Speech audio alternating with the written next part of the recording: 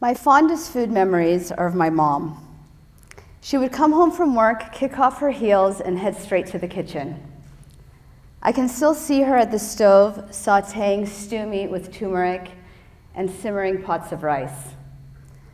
On Friday nights, she would make us an extra special meal for Shabbat, the Sabbath, and would gather us around the table with family and friends for an authentic Persian meal.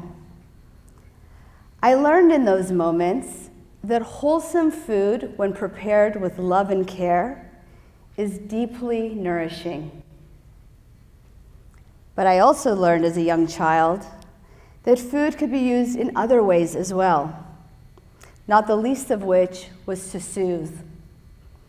As the young daughter of Iranian immigrants growing up in Texas in the 80s, I longed to be accepted and to belong.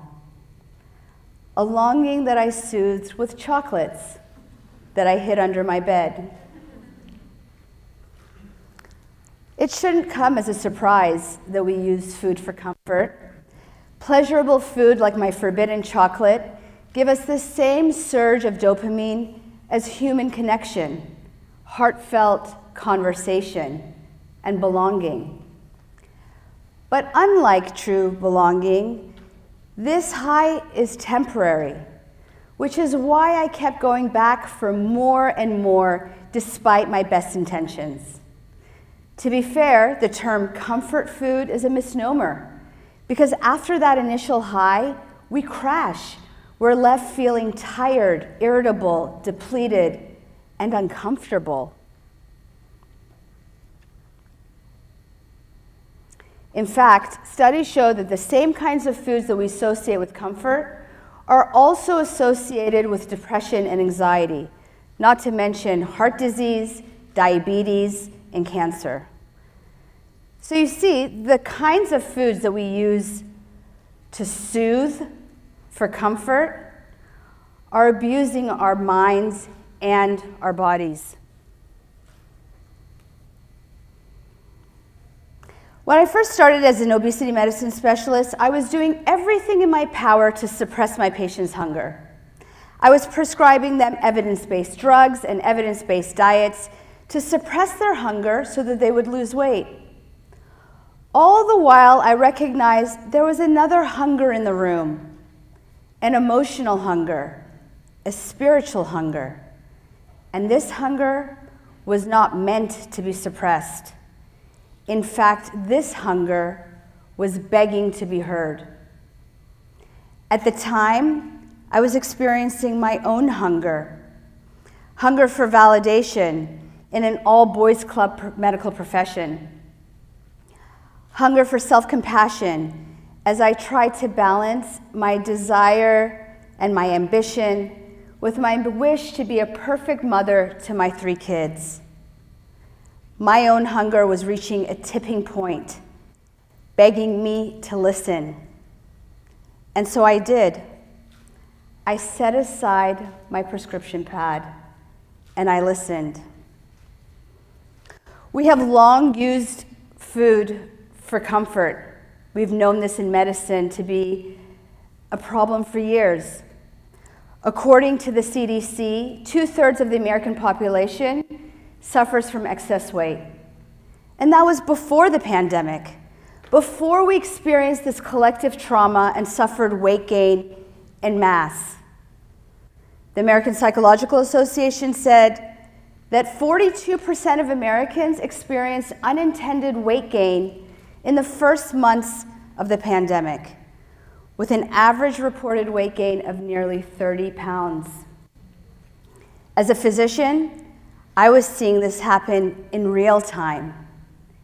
And of course, I myself was not immune. I could now understand why that little girl used chocolate to soothe. But also, I now understood what needed to be done in order to stop. You see, our hungers represent our unmet emotional and spiritual needs. We are hungry for connection and for belonging, for validation and for self-compassion. And when those hungers go unmet, We experience difficult emotions like sadness, anger, boredom, and frustration that we then soothe with smoking, drinking, overworking, shopping, gambling, and yes, with food. The science backs this up. Our bodies have an elaborate system of hormones or tiny chemical messengers that manage our hunger. For example, there's a hormone named ghrelin. Ghrelin is released by the stomach, goes into the bloodstream, up to the brain, to the hypothalamus where it signals hunger. When we eat food, ghrelin levels are suppressed, thereby shutting off that hunger valve. But when we are stressed, when we experience difficult emotions, ghrelin levels literally go up, even when we're fed, which means that our emotions are hijacking our hunger. So what can be done? If our emotional hunger reveals itself as a physical hunger, and our physical hunger masks our emotional hunger, how in the world are we to tell these two apart? The answer is actually simple, but it's also really hard because it requires us to slow down, to pause, and to listen to our hunger.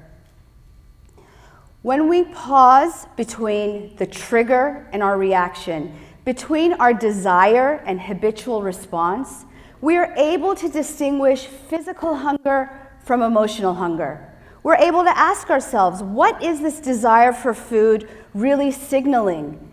And if not for food, what is it that we're really hungry for? Sometimes it's an easy fix. Maybe you're up at night on your phone or watching Netflix, and you're just hungry for sleep. Sleep is what you need. Studies show that sleep deprivation also increases hunger hormones and our desire for highly palatable, aka really yummy food, which means it's not broccoli that you're hungry for. Or maybe you're behind your desk all day in front of your computer and you're tired and you need a break. So give yourself a break. Go out, get a breath of fresh air. When you do this, you'll find that you'll become more intentional about your hunger and about the way you eat.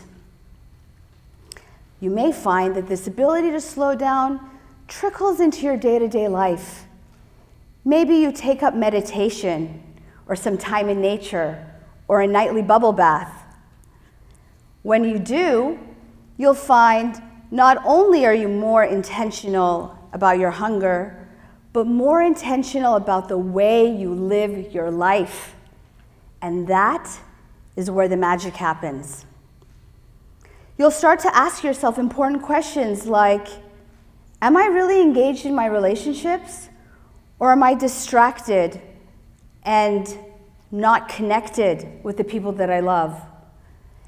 And who are you spending your time with anyway? Are they people who support you and enrich you? Or are you tied to unsupportive relationships that do not serve you? What about your work? Are you fulfilled and inspired by what you do? Or are you tied to a job that fails to see your potential and fails to cultivate your strengths? And finally, what about you? Are you taking time to care for yourself? Or do you consistently prioritize other people and other things in front of your own needs? Because self-neglect, that elicits a hunger too. You will start to ask yourself the questions that matter. And if the answers are not to your liking, well then, my friends, perhaps you've identified your hunger. This was the case for my patient James. He had been struggling with his weight for years, yo-yoing with every stressor, every demand, every merger, every mini emergency. I tried to tell James that the weight gain was a symptom of something deeper, but he was too busy to listen. Until one day, James had a heart attack. And in essence, he was forced to stop and to listen. Somewhere along the way, James picked up a journal and started writing. And as he wrote, he began to uncover some of the forces that had gotten him to this point. His difficult relationship with his father and his hunger to please. His financial struggles growing up and his hunger for success. The absence of childhood friendships and his hunger for acceptance. James realized that all the overeating, overdrinking, overworking that he was using to soothe these hungers not only were not serving him, but were in fact killing him. And this insight was life-changing. James stepped down as CEO. He started a date night with his wife and started coaching his son's baseball team, feeling more connected with them than he had in years. And James began to take time for himself, for rest and for play. And the excess weight, it started coming off with ease. We have forgotten that the purpose of food is to nourish. When we use food to soothe, we only magnify our hunger. Not to mention, we miss an opportunity to understand what it is this desire for food is really signaling. And so now here's my prescription. Don't suppress your hunger. Embrace it. Be curious about what this hunger is trying to communicate to you. Because this hunger of yours, it can be your greatest teacher and your biggest friend, but only if you're willing to pause and to listen.